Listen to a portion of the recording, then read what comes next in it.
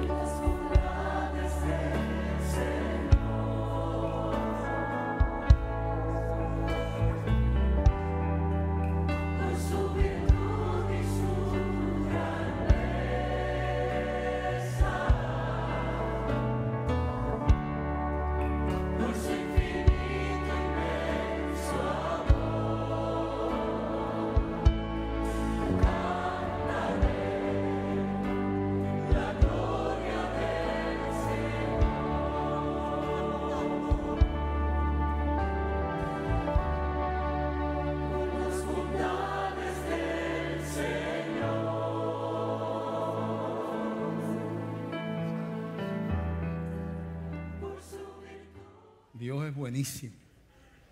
Dios es buenísimo. Ya vamos a comenzar a hablar hoy es como, suena un poquito burlón, lo menos que sabía Judas, o lo menos que se imaginaba Judas. Pero vamos a ver cómo es aplicado a otras personas también y qué queremos decir con esto. En Hechos, capítulo 2, versos del 22 al 24, leemos sobre el primer discurso de Pedro. ¿Y qué dice Pedro ahí en esos versículos? 3 versículos del 22 al 24. ¿Qué dice Pedro ahí? Nos ponemos de pie para leer la escritura. Hechos 2, 22 al 24. Dice así: varones israelitas, oíd estas palabras. Jesús Nazareno, varón aprobado por Dios entre vosotros, con las maravillas y prodigios y señales que Dios hizo entre vosotros por medio de él, como vosotros mismos sabéis, a este, entregado por el determinado consejo y anticipado conocimiento de Dios, prendisteis y matasteis por manos de inicuos, crucificándole, al cual Dios levantó, sueltos los dolores de la muerte, por cuanto era imposible que fuese retenido por ella. Padre, te damos gracias por esta palabra. Llévanos, ayúdanos a entenderla, que sea hecha tu voluntad en este día, en el nombre de Jesús. Amén, amén. Pablo le está hablando a los judíos después de la muerte de Cristo y después de la resurrección de Cristo. Después del Pentecostés. Y entonces ellos le dicen algo que yo quiero que usted escuche lo que le está diciendo. Le está diciendo a esos hebreos que fueron cómplices, ¿verdad? Participaron de alguna manera de ese juicio y cuando le preguntaron que quién moría entre el ladrón o Jesús, ellos escogieron a Jesús y que se libertara aquel asesino.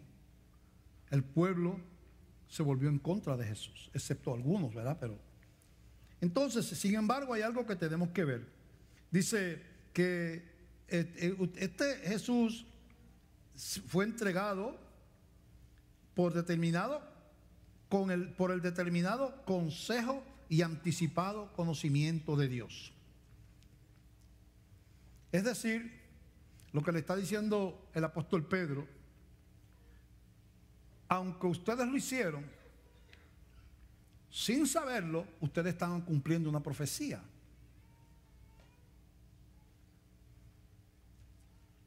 Dios es tan poderoso que aquellos que quieren hacer algo en contra de él termina virándolo en contra. Y si no hubiera sido por esa entrega de Judas, esa complicidad entre los hebreos y los romanos para matar a Jesús, pues si no hubiera habido muerte, no hubiera crucifixión, no habría salvación. A Dios que utilizó la maldad, estaba predeterminada esa maldad manifestada en Judas y esas personas en contra de Jesús. Dice por el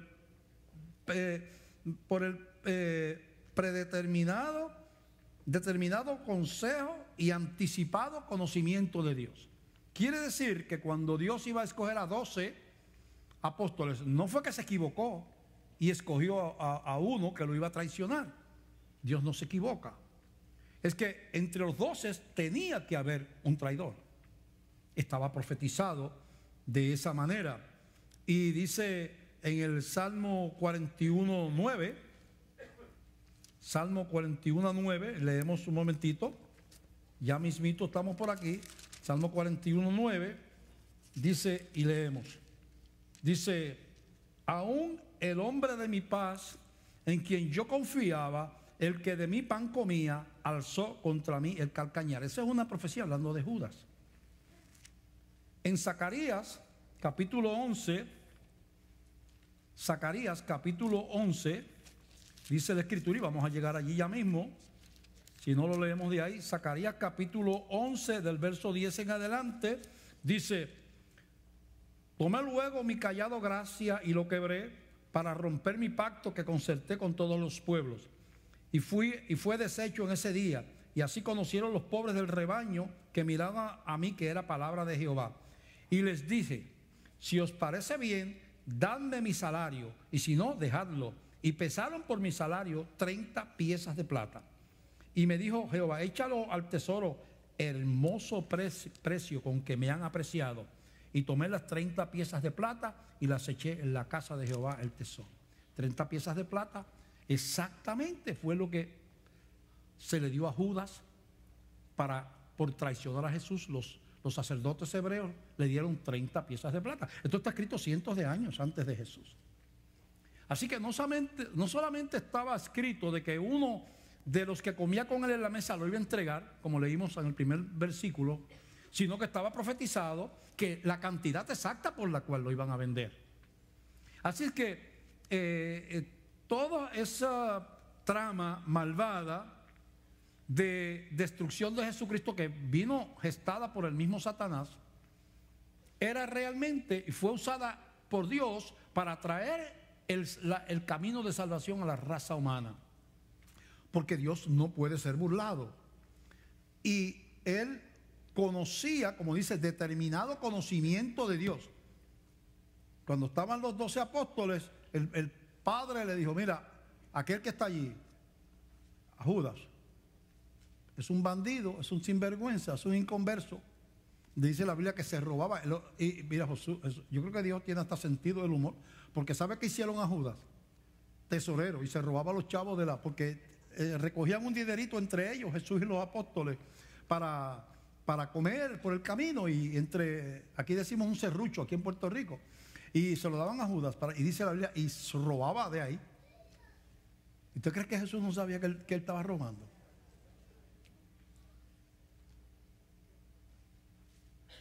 Dios le dijo: entre los 12 tiene que haber el sinvergüenza que está profetizado, es aquel que está allí. Ese es el que tiene, aunque él no lo sabe, ni el diablo quizás tampoco, aquel que está allí tiene que estar, porque alguien de los tuyos te tiene que entregar. Así que cuando se quiere burlar a Dios, inevitablemente uno termina siendo burlado y siendo derrotado. Es imposible violar los decretos y los designios de Dios. No se puede. Se pueden unir, por eso todo esfuerzo de este tiempo, de las naciones, los tribunales y todo en contra de la iglesia, en contra de los valores cristianos, pueden hacer todo lo que quieran. ¿Sabe qué están haciendo? Acelerando o siendo parte del cumplimiento del regreso de Cristo. Así como aquella entrega fue necesaria para el cumplimiento de nuestra salvación, está profetizado el colapso de la moral y todo como preludio al regreso de Jesús. Así que como quiera van a caer reventados, como decimos en Puerto Rico. Nadie puede derrotar al Rey de Gloria. Eso es así. No hay manera. No hay manera. No hay manera.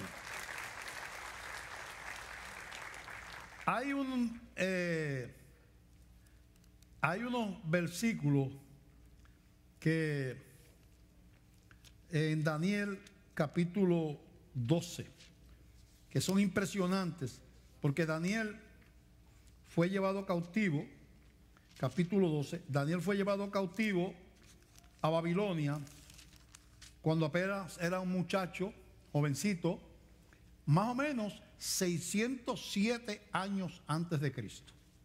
Antes de Cristo. Quiere decir que si él escribió el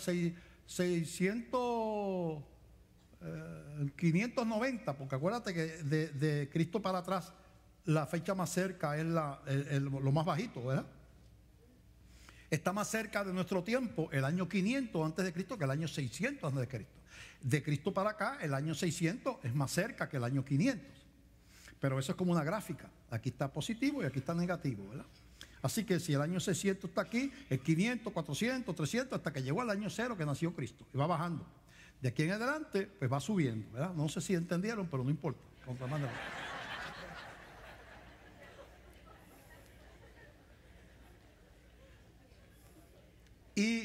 Daniel escribe eso que está en el capítulo 12 del 1 al 4.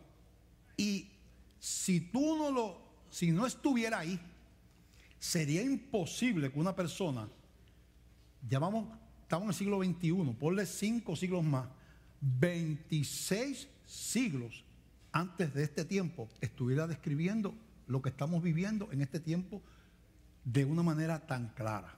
Es imposible que no, si no fuera porque eso es inspirado por Dios.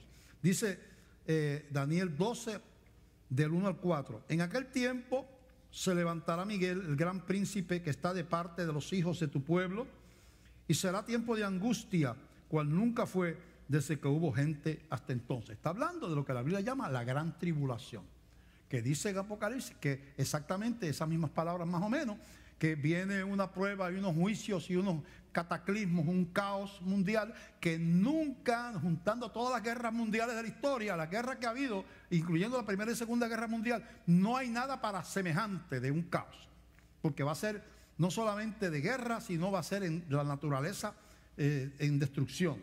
Dice que hasta nunca lo ha habido hasta entonces. Pero en aquel tiempo será libertado tu pueblo, todos los que se hayan escrito en el libro de la vida. Dice, esa tribulación, ese caos, es lo que revela que se acerca el tiempo de la libertad, el levantamiento de la iglesia. Y dice, hablando de ese levantamiento, y muchos de los que duermen en el polvo de la tierra, o sea que están muertos, serán despertados, uno para vida eterna y otros para vergüenza y confusión perpetua. Porque no hay solamente resurrección para vida, hay resurrección para condenación también. Todos resucitan, lo que pasa es que no todos van para el mismo lugar. Uno van con el Señor, los cristianos, los que no son de cristianos, resucitan, pero para el infierno, ¿verdad? Entonces son dos caminos diferentes. Entonces dice, pero tú, Daniel, dice el versículo 3, los entendidos resplandecerán como el resplandor del firmamento, y los que enseñan la justicia a la multitud como las estrellas a perpetua eternidad. Pero tú, Daniel, cierra las palabras y sella el libro hasta el tiempo del fin. Y habla algo del tiempo donde se acerca esas cosas. Y dice, muchos correrán de aquí para allá y la ciencia se aumentará. Así que no solamente habla de lo que va a pasar en el campo espiritual, sino que describe cómo va a estar la raza humana en el tiempo, cuando se acerque ese tiempo final que llama ahí, de donde dice que vienen esos juicios terribles, ese caos.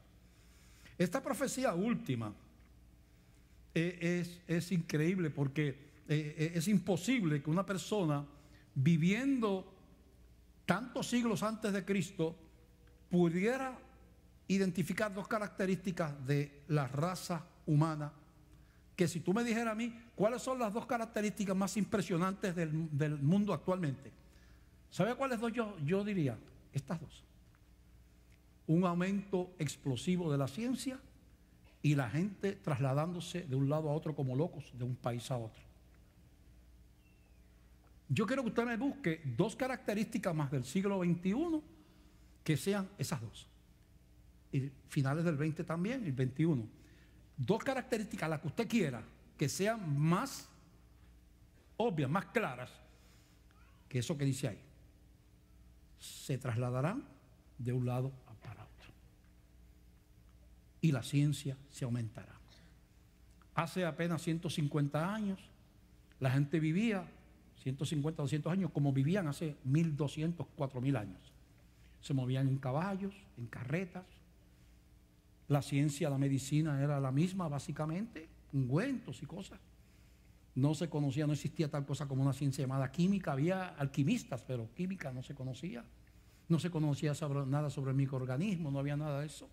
No había concepto de esa naturaleza. Vivían como hubiera vivido en el tiempo de Daniel. Te ibas para un lado, te montabas en un caballo, en un mulo, en una carreta, y ya pues, todo eso lo había para el tiempo de Daniel.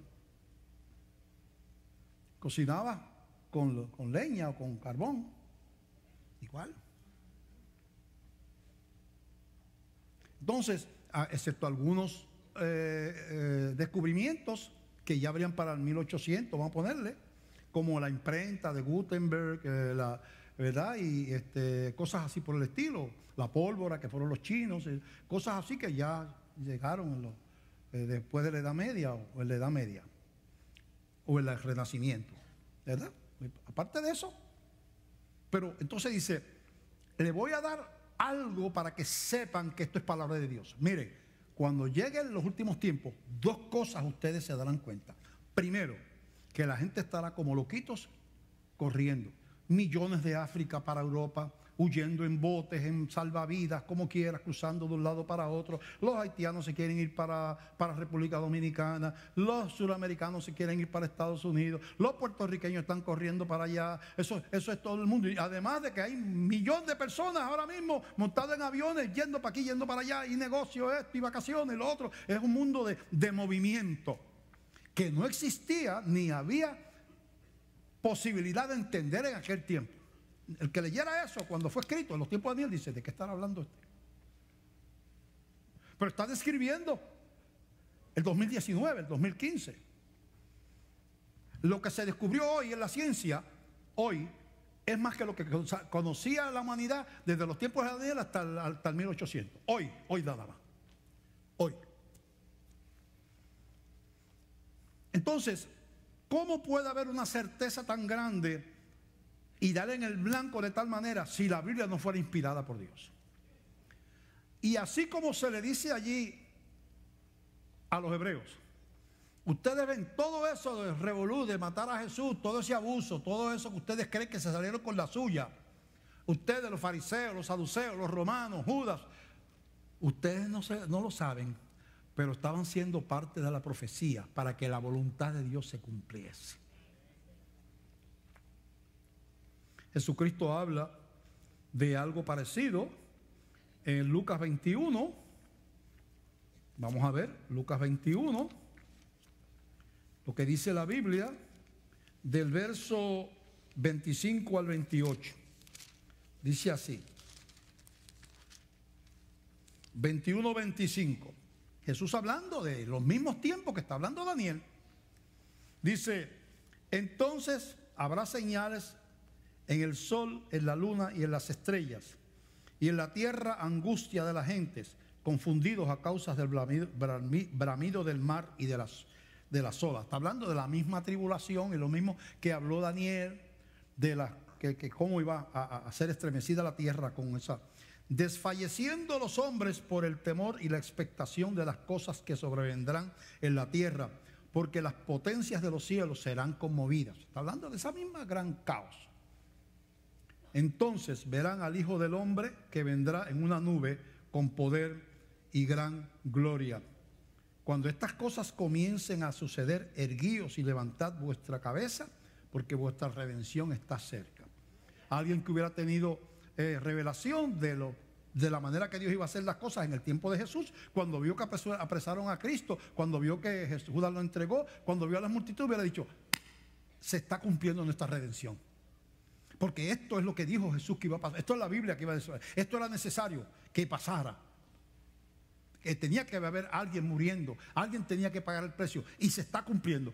Alguien que tiene, como nosotros en este momento, gracias a la palabra, un insight, una capacidad de ver el interior, los planes de Dios, porque están escritos, está diciendo, este caos, esto que está pasando, revela que está corriendo el reloj de Dios para la manifestación. Entonces verán al Hijo del Hombre. Allá decía que vendrá y juntará a los escogidos, los que están escritos en el libro de la vida. Acá lo está diciendo lo mismo de otra manera. Entonces verán al Hijo del Hombre que vendrá en una nube con gran gloria. Y dice ahí, hay un verso impresionante aquí, verso 25. Entonces habrá señales en el sol, en la luna y en las estrellas, y en la tierra angustia de las gentes, confundidas a causa del bramido del mar y de las olas. Algo que estamos quizás muy próximos a ver. Vamos a empezar a ver lunas rojas por causa de la contaminación, por causa de otras cosas, quizás explosiones de volcanes, y vamos a el bramido de las olas. La gente aterroriza. El mar se convierte en algo temeroso. La Biblia habla de la muerte de una gran parte de los peces del mar. Pero dice que el mar se convierte ahí, dice Jesús, en algo temeroso. La gente estará... El mar se convierte en algo amenazante. ¿Qué está diciendo la ciencia ahora mismo? Está diciendo,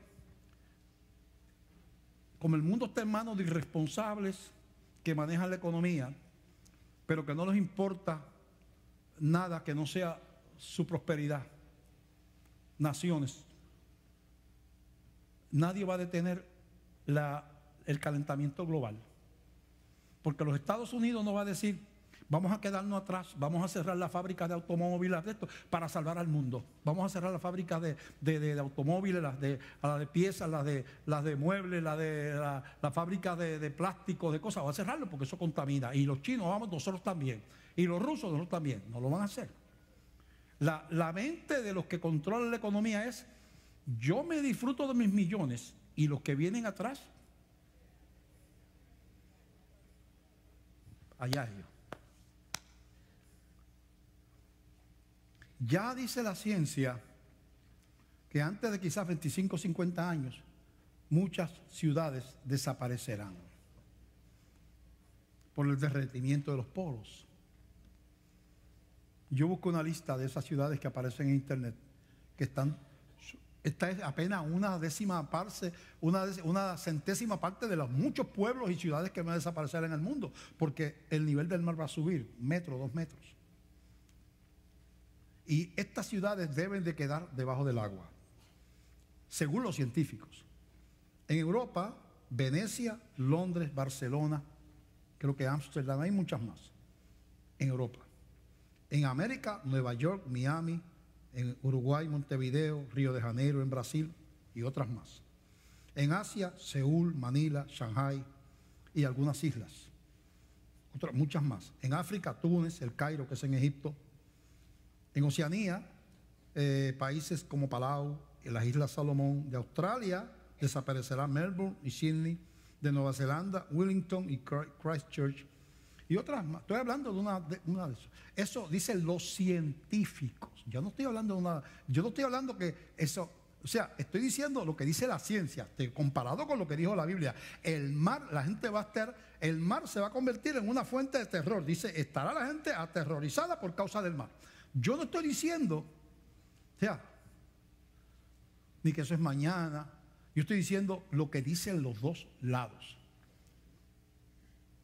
¿Cuánto de eso compagina en el cumplimiento de la profecía? Que eso sí te digo que se va a cumplir. Pues yo no te puedo decir.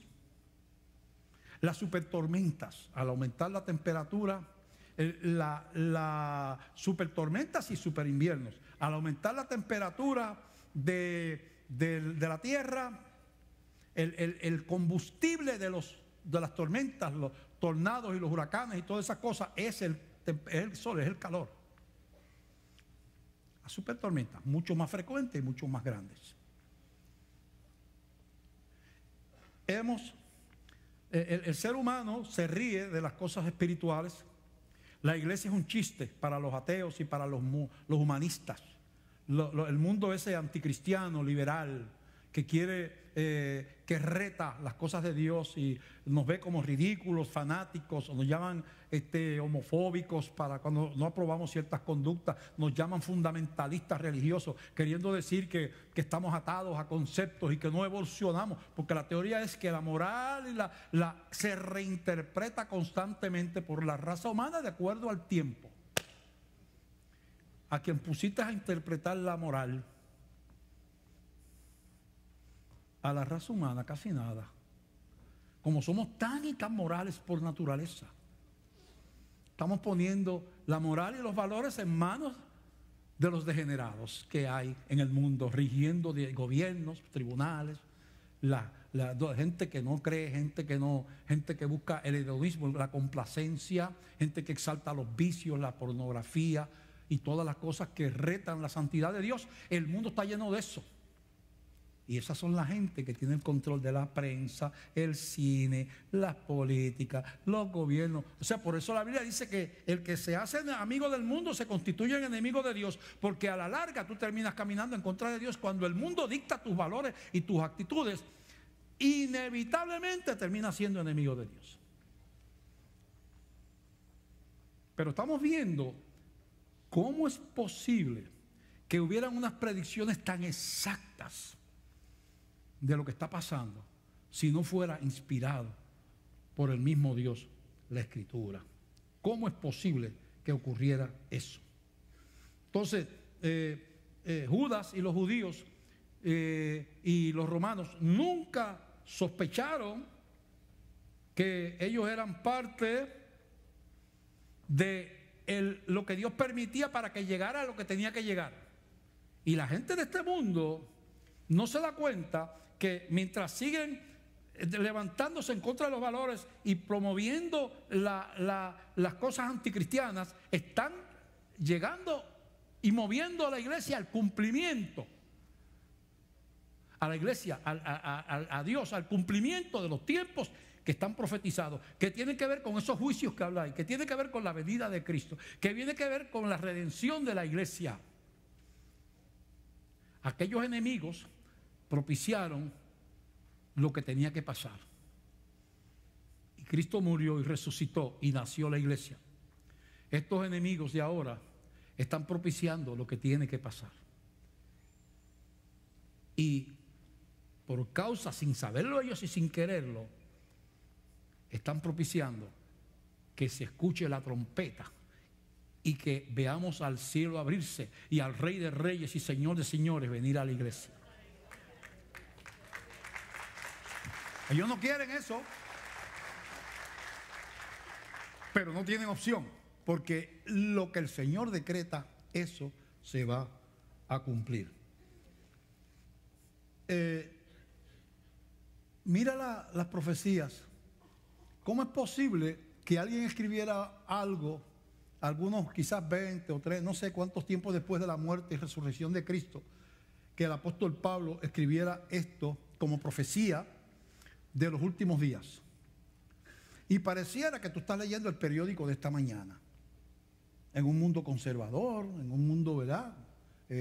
Y mira cómo dice la profecía de Segunda de Timoteo, capítulo 3. Segunda de Timoteo, capítulo 3, del verso 1 al 5. Escucha, si esto, tú que conoces cómo está el mundo, si esto que está aquí no describe con una disección perfecta cómo está la tierra en este momento y cómo está la gente, escucha. También debes saber esto, que en los últimos días, postreros es últimos, que en los últimos días vendrán tiempos peligrosos. Describe la vida, cómo está el mundo ahora mismo, en Medio Oriente, en Sudamérica, en las calles de Estados Unidos, de Puerto Rico, tiempos peligrosos. Porque habrá hombres amadores de sí mismos. Hay generosidad, se piensa en el prójimo. Avaros, amantes de la codicia dentro de la iglesia y de fuera de la iglesia. Avaros,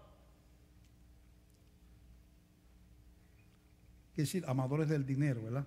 Vanagloriosos, es típico, eso es una cosa que a mí me impresiona, cómo la humildad es un defecto actualmente. Ya nadie quiere ser humilde. Si tú eres un triunfador, tú hablas arrogantemente. Todo se puede, es cuestión de uno proponerse. Lo que uno se propone, después que uno se proponga, uno lo logra. Eso es embuste, es mentira. Pero son fanfarrones. Uno se propone todo y después que uno se propone, uno lo logra. Hay que ser positivo porque nosotros, es vanaglorioso. ¿Sí? Esto yo lo he logrado porque yo he trabajado duro para esto y nada de gloria a Dios. yo me preparé bien, yo me esforcé, y yo. Característica del mundo. Vanagloriosos. Dice, soberbios. Eso implica altivez. Blasfemos. Eso es en las calles. Ahora, ya tú no se te ocurra presentar la obra La Carreta o de esas cosas, porque ya nadie va a ver eso. Ahora hay que hacer las obras de teatro, tienen que decir muchas malas palabras y tener mucho descaro y mucho desnudismo y mucha perversión, y eso se llena.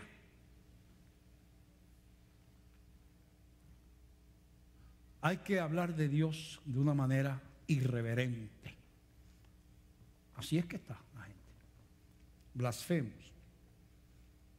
Desobedientes a los padres. Es característico de eso en los últimos. Mire, cuando yo era muchacho, que no hace tanto, no, yo no estaba para los tiempos de Cristo por ahí todavía, pero, y joven, se respetaba a los padres y a los maestros.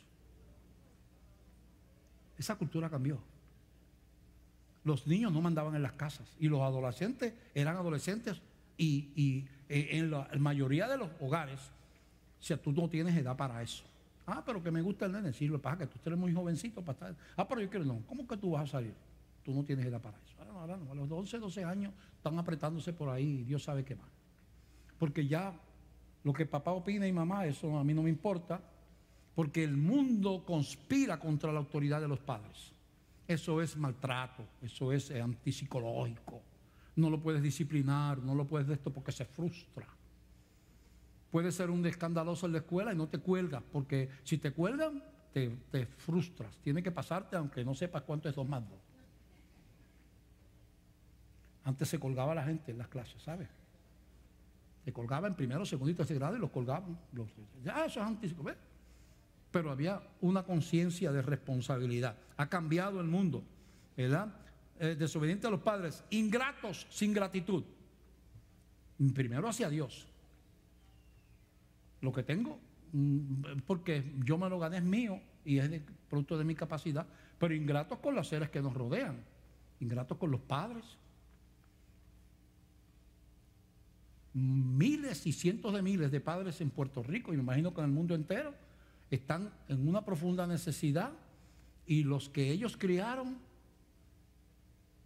lo más entretenidos en sus propias, pero no tienen gratitud por aquellos que le dieron la vida y los llevaron adelante. Ingratos, ese es el mundo en que estamos viviendo. Impíos, que quiere decir sin piedad, pero más se refiere a sin inclinaciones espirituales. No, la parte espiritual no me interesa, no creo ni en Dios. Eso es que está hablando ahí.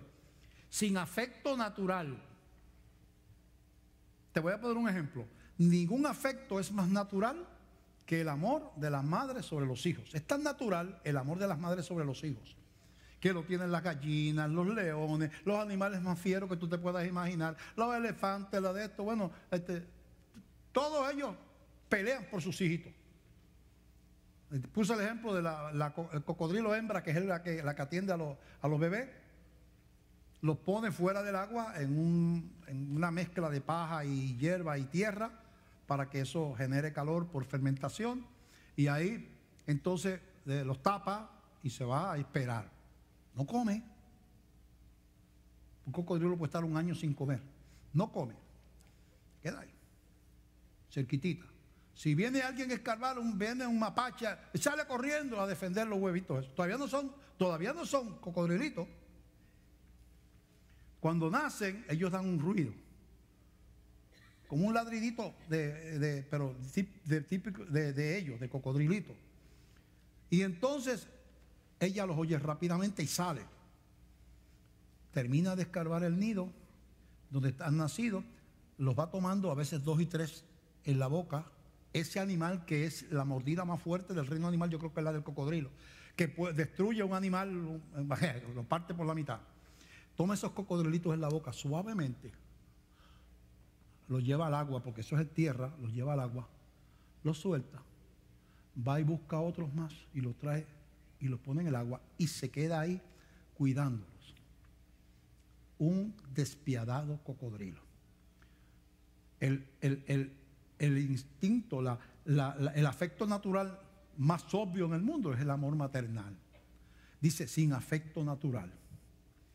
¿Qué ha pasado en la sociedad? Es un gran héroe si tú te dedicas a defender el derecho de la mujer a matar a sus hijos. Eres una defensora de los derechos y ese es su vientre, hay que respetar el vientre. No hay que, el niño no cuenta. Defendemos a la tortuga marina y al que se come un huevo de tortuga lo metemos preso y echamos 10,000 pesos de multa, pero vamos a matar niños. Y las madres, en Estados Unidos se calcula 1 millón de asesinatos de niños por medio del aborto. Y esos son héroes de la defensa sin afecto natural. O sea, el pitirre pelea por sus hijos y le viene un guaraguao y le cae encima. Todos los animales, la gallina con los pollitos, por un perro que ya no tiene chance de ganarle un perro, pero ella le hace frente y hace ruido y le da con el ala defendiendo a los pollitos. Pero nosotros los humanos, dice, característica del siglo final, de los tiempos finales, sin afecto natural. No hay amor de padres por hijos, ni amor a veces de hijos por padres. Ahí dando en el blanco. Cada una de estas descripciones está describiendo el siglo XX, el siglo XXI. Dice, sin afecto natural, implacables. Implacable es una persona que no tiene misericordia, que no siente culpa por ser malo, violento. Te me asaltas, me pides el dinero, te entrego el dinero, te entrego la cartera, te doy el auto. Digo, no me mates. Pero la persona dice, es que hoy tengo ganas de darle el gatillo. ¡Pum! Pero yo te di la cartera. Yo te dije que tengo unos hijos, te dije que tengo una mamá, que tengo unos padres que me están esperando en casa. Yo te di el dinero, te di el auto. Pero es que yo tengo ganas de matar hoy. Eso es implacable.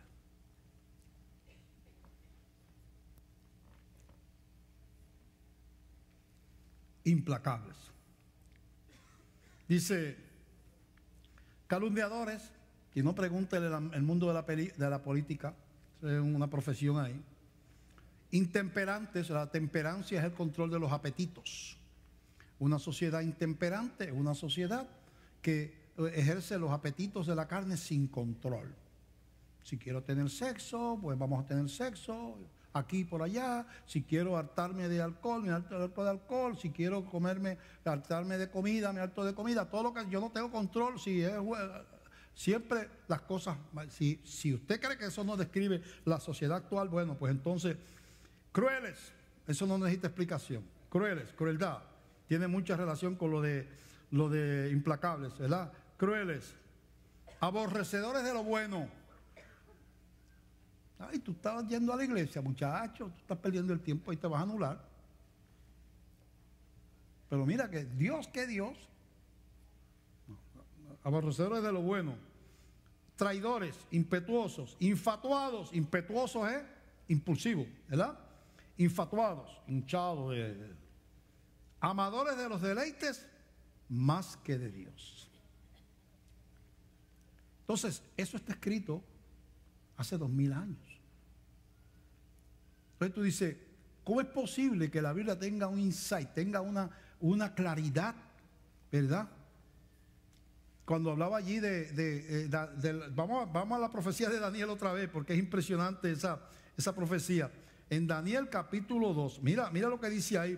Dice, y la gente se trasladará de un lado a otro. Tú te dices, pero ¿cómo es posible? Es que no hay dos características de este mundo más notables. Entre todas las cosas que tú pudieras decir, dice, ¿cuáles son las dos cosas más notables que una persona que llegara de otro lado? Oye, déjame ver que yo llegué aquí, que llegara de momento Daniel y llegara aquí al 2021. ¿Qué yo veo en el mundo? Y ese montón de máquinas, ¿qué es esto? ¿Y qué es eso? Y los nenes andan con tecnología, ¿y qué es eso? Que hay allá arriba unos satélites, que fueron a la luna, que esto y lo otro, que hay miles y miles de medicamentos para esto, que hay. O sea, ¿qué es esto? Yo no pensaba que esto podía suceder. ¿Y qué más veo? Oye, porque ustedes no se quedan, nosotros no quedamos a vivir en el mismo sitio. A veces la gente nunca veía más que el pueblo que nacía. Para los tiempos que Daniel. Conocían el pueblito donde nacieron. Dice, este es un mundo loco. Eso diría Daniel. Entonces, lo que queremos es que ustedes vayan viendo que lo que se cumplió, se va a cumplir ahora, ¿verdad? Y en Lucas 22, del 1 al 4, dice la Escritura, siguiendo con esta línea de pensamiento. Lucas 22, del 1 al 4. Mira, dice aquí. Estaba cerca la fiesta de los panes sin levadura, que se llamaba la Pascua, y los principales sacerdotes y los escribas buscaban cómo matar a Jesús, porque temían al pueblo. Y entró Satanás en Judas. ¿Leíste eso? Y entró Satanás en Judas. O sea que todo este mover de la raza humana está Satanás metido completo. Satanás entró en Judas por sobrenombre Iscariote, el cual era uno del número de los 12. Y este fue y habló con los principales sacerdotes y con los jefes de la guardia de cómo se lo entregaría. Entró Satanás en Judas. Satanás no sabía que él estaba siendo parte del cumplimiento de la profecía. Lo mismo le va a pasar en los últimos tiempos.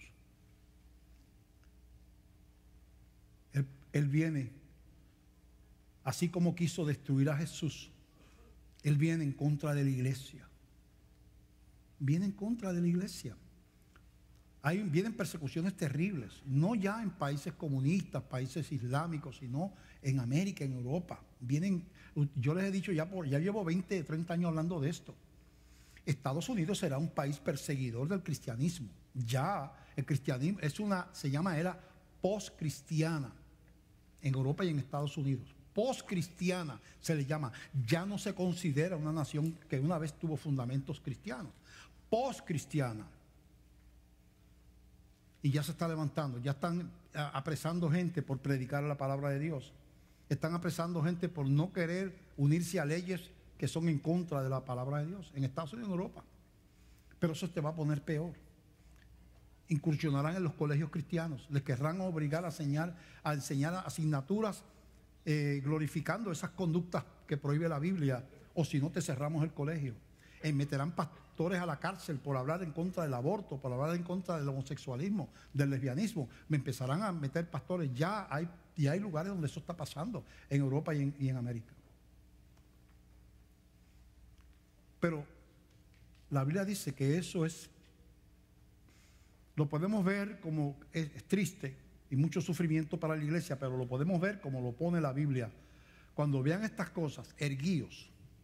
Erguío es una persona que no está erguida, la persona está así, derrotada. Ay, qué malas están las cosas. Mira cómo está el mundo. Metieron preso al pastor, cerraron la iglesia. Esto está malo, ¿verdad? Pero una persona que tiene la revelación de lo que Dios tiene el control y que nadie puede evitar, dice, esto es lo que decía la Biblia, que venía antes del tiempo final. Cristo viene pronto. Gloria a Dios. Aleluya. Yo te alabo, Señor. Satanás cree que está destruyendo a la iglesia. Lo que hace es acelerando y trayendo el cumplimiento de la profecía. A ustedes, los que se burlan de la iglesia, que a veces nos ven por televisión, los que son enemigos de los valores y de los principios cristianos, ustedes sin saberlo son parte del cumplimiento de la profecía. Cristo reina. Aleluya. Gloria a Dios. Gloria a Dios.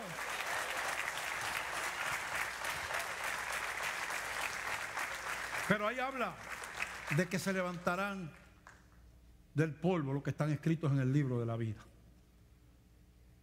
para estar con Dios. Los demás no. Puedes darle $5,000 a los pobres todos los días y cuidar a enfermos 20 horas semanales, y si no te conviertes a Cristo vas al infierno sin un montón de dinero que repartiste, pero sin salvación. Nadie se puede convertir por las buenas obras. Nadie puede ser salvo por las buenas obras. No se puede sustituir a Cristo. Por lo tanto, si tú has entendido de que hay resurrección para vida eterna y hay resurrección para muerte eterna, tú tienes que tomar una decisión con tu vida. Yo no la puedo tomar por ti. Algún día tú estarás delante del tribunal de Cristo. Lo único que cuenta es que la sangre te cubra, porque tú le has dado tu vida y tus pecados a Jesús. Yo puedo predicarte esto, pero yo no soy el Espíritu Santo para convencerte de pecado. Pero si Dios te está hablando y Dios te ha hablado, y de alguna manera tú sientes que tú tienes que comenzar una vida nueva con Cristo, tú levantas tu mano allí donde estás. Dice, pastor, yo reconozco mi pecado, yo quiero que Dios me perdone, que mi nombre sea escrito en el libro de la vida. Tengo mucho que aprender, no se preocupe, que yo también. Pero por la gracia de Dios, yo creo que a todos los que reciben, como dice Juan 1:6, a los que creen en su nombre, Él le da la potestad de ser hechos hijos de Dios. ¿Habrá alguna persona aquí que allí donde está levanta su mano? Dice, pastor, Dios bendiga a aquel caballero que está por allá. ¿Quién salva? A su nombre. ¿Alguien más? Allí donde está, levanta su mano. ¿Alguien más con su mano? Es la decisión más importante que un ser humano puede tomar. No es trabajar, no es criar hijos, no es comprar una casa, no es estudiar, es salvar el alma. Jesús le dijo, le dijo a las multitudes, ¿de qué le vale al hombre ganar el mundo si pierde el alma? ¿Sabe qué es ganar el mundo? Que todos los aviones sean tuyos, que todos los centros comerciales sean tuyos, que todos los barcos sean tuyos. O sea, todo eso, si tú pierdes tu alma, tú has fracasado. Porque cuando se te acabe la vida, tienes millones de años de tortura en el infierno. ¿De qué te valió las conquistas terrenales si tu nombre no estaba escrito en el libro de la vida? Termino preguntando, ¿habrá alguna otra persona que hoy decide, Señor, aquí está mi vida, te entrego mis pecados y mi corazón, ven a mi vida, yo quiero estar contigo al final del camino? ¿Hay alguien que tome esa decisión levantando su mano allí donde está? Dios bendiga a aquel caballero que está por allá. ¿Quién salva? A su nombre. ¿Alguien más allí donde está? ¿Alguien más? La decisión más importante de tu vida se está dilucidando aquí en este momento. Como te dicen a uno, es cuestión de vida o muerte. Y efectivamente así es. Cuestión de vida, la vida de Dios, o la muerte espiritual. Alguien más. Y terminamos el llamado. No quiero, esto no puede ser obligado. Tiene que salir de tu corazón. Pero si Dios te está llamando, no luches más. No te avergüences de Jesús. Avergüénzate del pecado, pero no de Cristo. Alguien más entrega su vida a Cristo, públicamente, levantando su mano. Y terminamos. Dios bendiga a aquella dama que está por allí. Dios le bendiga. Dios le bendiga. Estamos llamando al arrepentimiento, a la entrega de la vida. Uno pasa de muerte a vida, su nombre escrito en la vida, y el Espíritu Santo, dice la Biblia, viene a morar al creyente, a los que le entregan de corazón la vida a Jesús. ¿Hay alguien más que tome esa decisión en cualquier lugar de la iglesia? Públicamente. Jesús dijo que lo confesásemos delante de los hombres, o sea, en público. ¿Verdad? Que si lo negamos delante de la gente, pues tampoco Él nos va a confesar delante del Padre. El cristianismo no puede ser secreto. Tiene que ser una evidencia de una conversión, es que ya no me importa lo que pueda pensar la gente, porque yo he encontrado el gran tesoro, como le llama Jesús, y ahora estoy gozoso de esta puerta que se me ha abierto, y ahora tengo la vida de Dios, y eso me da alegría, y lo confieso públicamente. Eso es lo que dice Jesús. Termino. ¿Hay alguien más que hoy levanta la mano y entrega su vida a Cristo? ¿Alguna otra persona? Dios bendiga a aquella mano que se levanta por allá atrás. Puedes ir bajando. Te vamos a orar por ti. Puedes ir bajando. Ven acá. Vamos a orar por todos, no solamente por ella. Alguien más le entrega la vida a Cristo allí donde está, públicamente levantando la mano. Hay alguien. Hay luchas por ahí. Y, ¿verdad? El enemigo como que está dando a uno por los pies, ¿verdad? No que tú sientes, ¿verdad? Pero estoy haciendo una expresión ¿verdad? No es real que te esté hablando por los pies, pero es como cuando tug of war, como estaba hablando la soga, uno para allá y otro para acá, ¿verdad? Y a veces yo lo pasé por eso. Cuando mi esposa se convirtió y hacían llamados en la marquesina donde era que empezó esta iglesia, me faltaba que me metiera debajo de la silla. Lo primero que yo llegaba, y casi siempre iba domingo, y yo los sábados, yo era bebedor, me bebía hasta las lágrimas. Yo llegaba con un olor al grupito, más por complacer a mi esposa en ese momento. Y el Señor empezó a obrar en mi corazón. Suerte que nadie prendió un fósforo al lado de mi boca, porque hubiera provocado un incendio, un lanzallamas allí. Pero Dios, mire, pastor, hoy en el día de hoy, ya por 40 y pico de años, alguien más entrega la vida a Cristo. Alguien más.